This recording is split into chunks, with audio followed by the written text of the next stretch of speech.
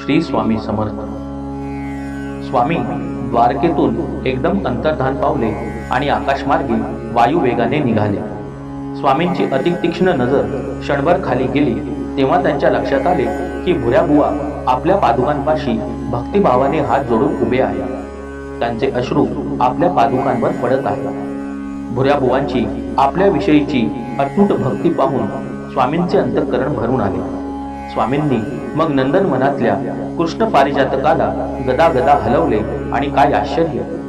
भुराबुवांच्या घरातल्या पादुकांवर आणि भुराबुवांच्या मस्तकावर स्वामी कृपेच्या पारिजातक फुलांचा अक्षरशः सडा पडला। भुराबुवांची नजर आकाशाकडे गेली।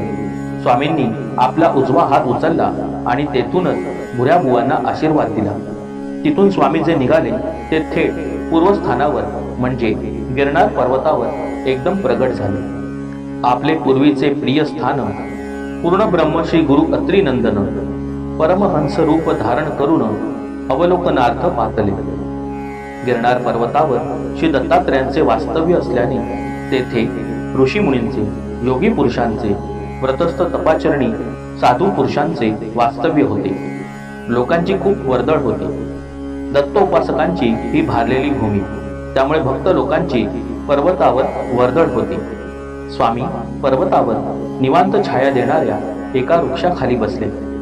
सभोवती वावरणाऱ्या लोकांना कल्पनाच आली नाही की दत्तावतारी स्वामी प्रगट झाले आहेत। लोकांची अशी समजूत झाली की अनेक ऋषीमुनींपैकी एक या भारलेल्या स्थानावर आला आहे।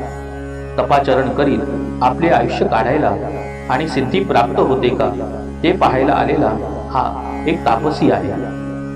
श्री स्वामी समर्थ।